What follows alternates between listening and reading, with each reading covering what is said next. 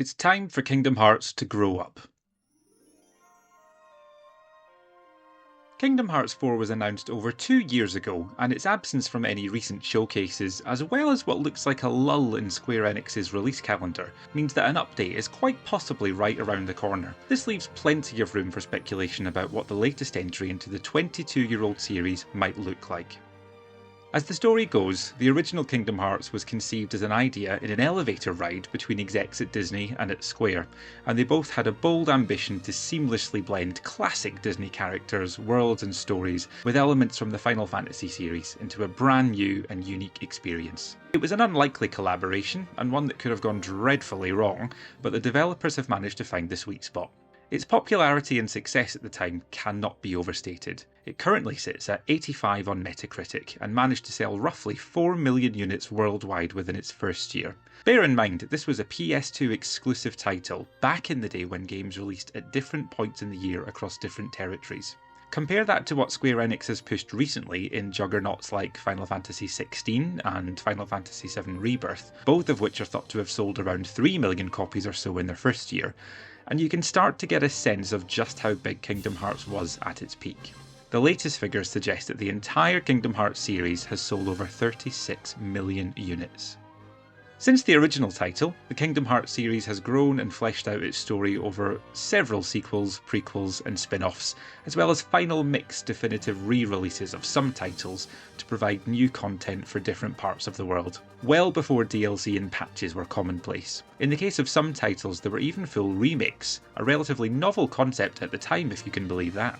While long-term fans, myself included, have slurped up every morsel of the wider story being drip-fed across the decades, the release strategy for subsequent titles was frankly bizarre.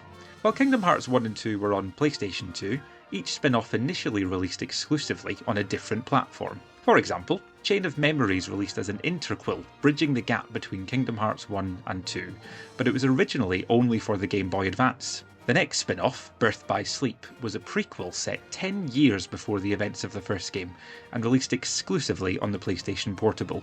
This pattern continued for mobile, Nintendo DS and Nintendo 3DS titles.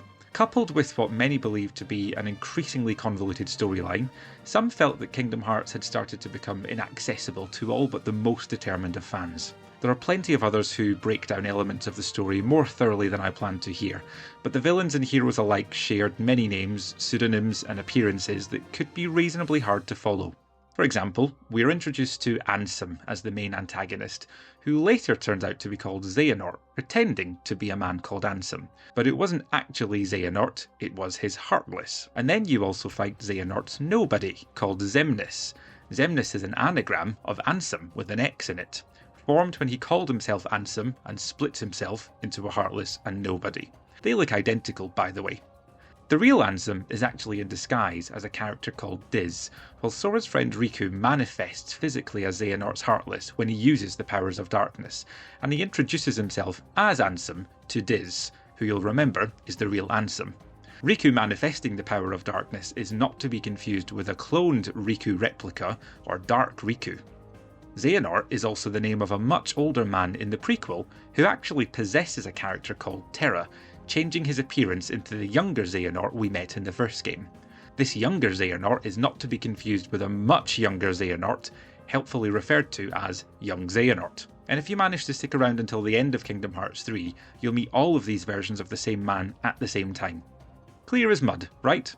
It makes perfect sense to me, but I'll grant you that it isn't the clearest story ever told, and that doesn't even really scratch the surface. Square Enix did catch on to this problem eventually, and has since worked hard to make the entire series available in grouped packages, and even converted some of the less enjoyable games into amalgams of FMVs and story summaries. As of June 2024, the entire Kingdom Hearts series is available on PlayStation, Xbox, Nintendo Switch, and on PC in both the Epic Games Store and Steam, so it's never been easier to jump into the whole series. Kingdom Hearts 3 released in 2019 and served as a finale to the so-called Xehanort saga, a term that hadn't really been used prior to the marketing of Kingdom Hearts 3, in a similar way to how Disney started to coin the Skywalker saga or the Infinity saga to help fans mentally distinguish between a batch of projects and their Star Wars and Marvel properties. In each of these cases, the ending of the saga presented opportunities for growth, narrative shifts, and even soft reboots without dismissing the events that have already come to pass in an expanding universe. Whether each brand thrives or loses its way in this sort of marketing ploy is perhaps a debate for another time, but it's easy to see the attraction of employing this kind of strategy for long-running franchises. In the case of Kingdom Hearts, its large and potentially complex narrative was difficult to follow in real time due to the bizarre exclusivity patterns for every spin-off, and there are so many titles for newcomers to consider tackling, even if they do want to try. So, wrapping up the Xehanort saga certainly presents an opportunity for the series to step back and consider a new direction, and potentially providing a platform for newer players to join the series. Director Tetsuya Nomura has previously stated that Kingdom Hearts is always going to be Sora's story, so we can still expect Sora to be the central protagonist no matter the new direction. At the end of Kingdom Hearts III and the subsequent rhythm game sequel Melody of Memory, Sora found himself transported to an entirely new world, separated from all of his companions. Travelling between worlds is a fundamental staple in Kingdom Hearts, but the dialogue strongly suggests this new world is somehow different. It remains to be seen what this will actually mean for Sora, but the suggestion is that this feels more like a new universe or timeline, as opposed to just a new location that they hadn't travelled to in the Gummy ship yet.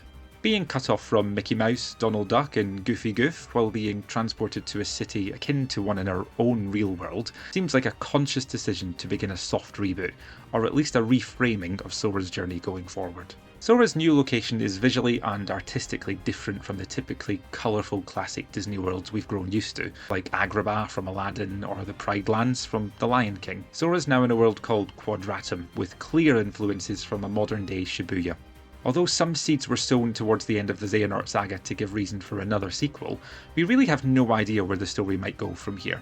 With that said, I come to the crux of this discussion, where I want to argue that it is time for Kingdom Hearts to grow up a bit, and there's never been a better time for it to do so. When Kingdom Hearts initially released in 2002, games were still something mainly aimed at young people, and so was Disney. Before Disney acquired many other brands, by 2002 most of their films were cartoon animations, and although the behemoth has mass appeal these days, with plenty of adults continuing to enjoy what Disney puts out, the core market was always children.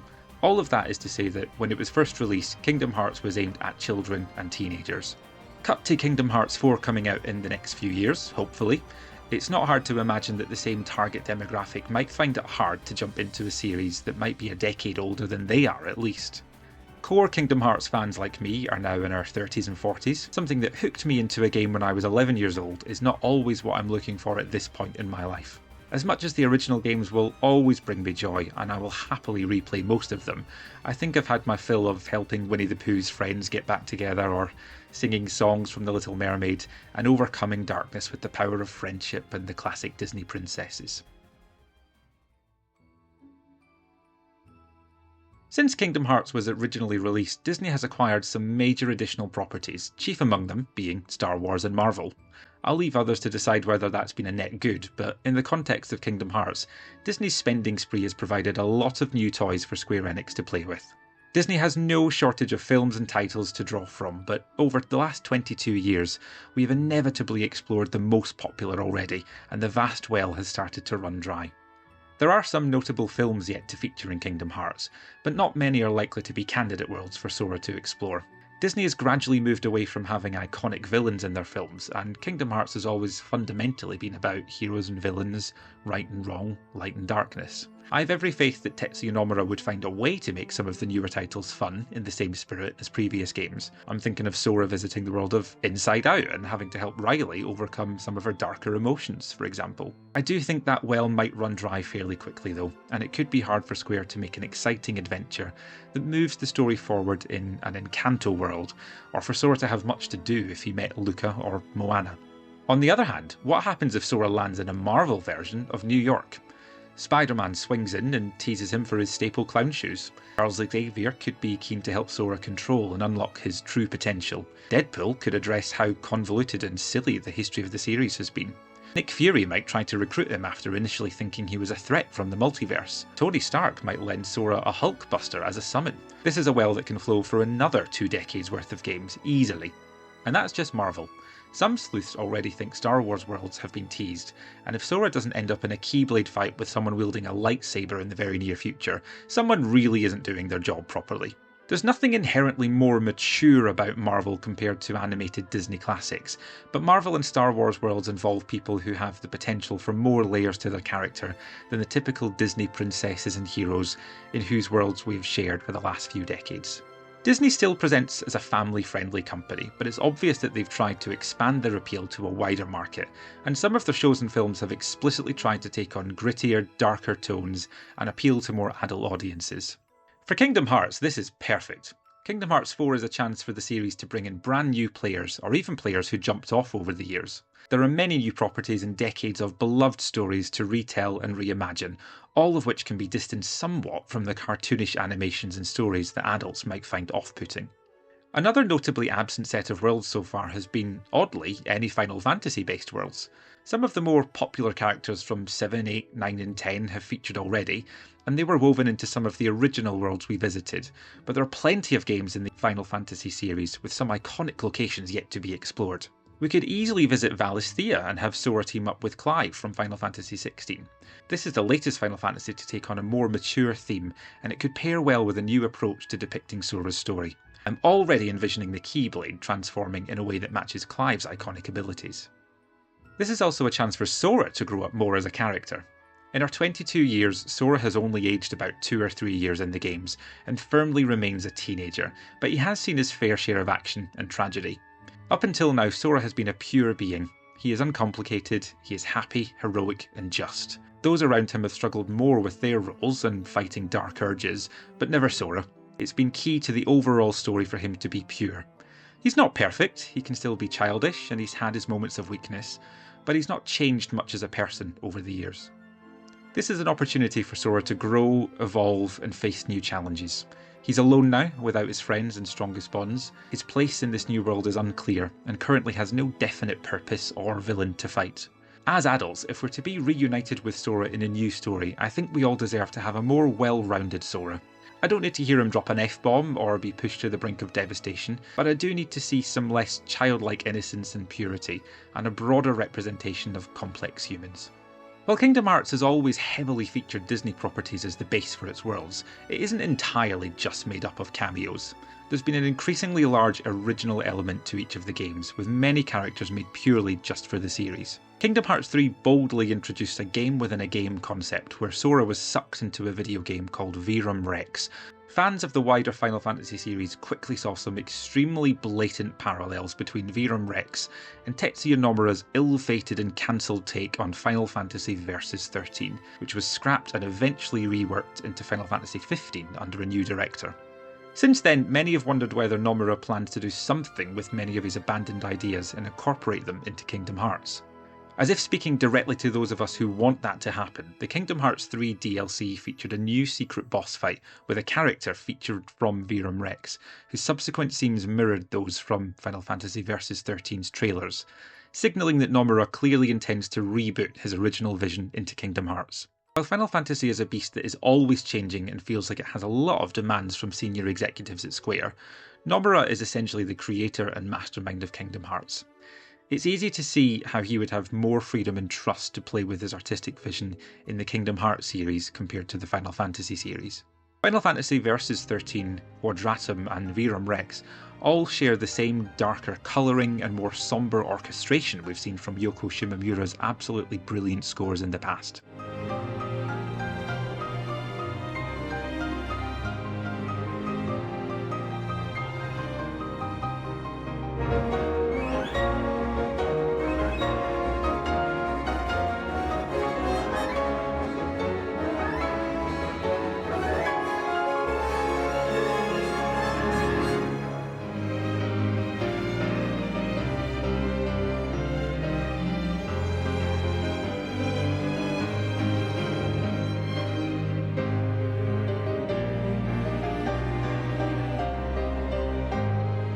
Having said that, the post-credits and secret endings of all the big Kingdom Hearts games have had plenty of enigmatic and darker art styles hinting at the next title, and while those sequences do become key scenes in the next game, the game has always felt slightly lighter in tone in the end. With that pattern in mind, Kingdom Hearts 4 could still feel very similar to what has come before, but I argue that it shouldn't.